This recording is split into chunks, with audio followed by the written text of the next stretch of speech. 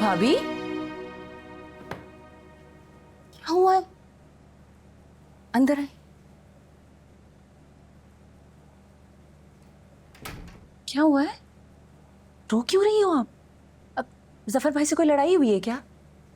भाभी बताएं ना। मैं हार गई अली से। एक औरत होने के नाते मैं हार गई। मेरे माँ बाप जो मुझे बनाना चाहते थे ना एक अच्छी औरत, मैं वो औरत नहीं बन सकी। भाभी क्या हुआ है? मुझे मुझे कुछ समझ नहीं आ रहा, हुआ क्या है?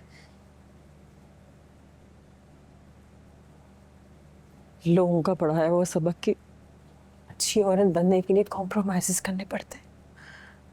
मैं वो कॉम्प्रोमाइज नहीं कर पाई। कभी चुप रह के, कभी बातों को नजरअंदाज करके, कभी अंधा बनकर, कभी बहरा बनकर, कभी सच अपनी आंखों से देखने के बावजूद भी उसको इग्नोर करके और अपनी बात को एक्सप्रेस करने का हक तो एक औरत रखती ही नहीं है। हमें तो ये कह दिया जाता है कि घुट घुट कर जियो, घुट घुट के मरो, पल पल जियो, अजियत की जिंदगी जियो। भाभी, भाभी आप ऐसी बातें क्यों कर रही हैं? भाभी क्या हुआ है, बताएं ना प्लीज मुझे। अब मेरा दिल घबरा रहा है, प्लीज बताएं। क्यों औरत को गुलामी की जिंदगी जीने पर मजबूर किया जाता है? क्यों?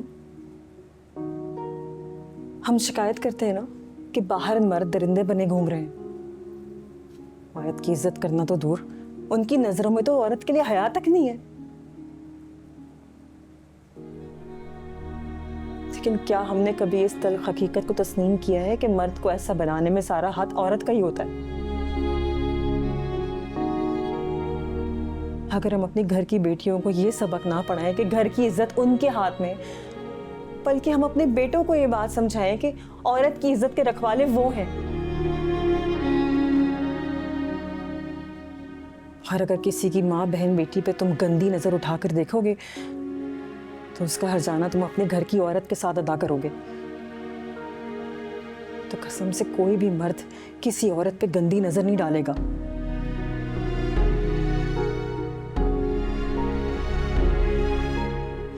अगर औरत अपने शौहर की गलतियों को डिफेंड ना करे, उसकी गलतियों पर पर्दा ना डाले और उसकी गलती के सामने डट के खड़ी हो जाए ना, तो कितने घरों की औरतों की इज्जत आज महफूज हो। क्या किया जफर भाई ने? महानूर उस दिन अपनी शादी से खुद नहीं गई थी।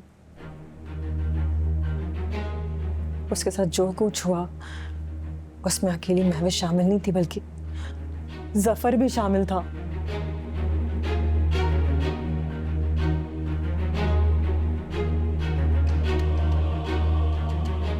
मैंने खुद जफर और महविश को ये प्लानिंग करते हुए सुना है, अपनी आंखों से देखा है।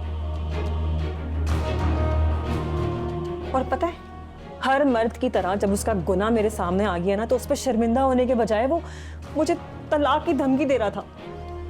क्या? हाँ, लेकिन अलीज़े, मैं इस तलाक की धमकी से नहीं डरने वाली। मैं अभी जाके ज़हन को सब कुछ सच सच बताऊंगी।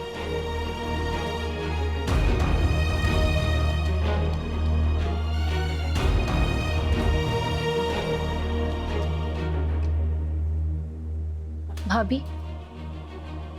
आपको डरने की जरूरत नहीं है और इन सब में आप अकेली नहीं हैं, मैं आपके साथ हूँ। आपको जफर भाई से डरकर चुप बैठने की जरूरत नहीं है, समझी आप?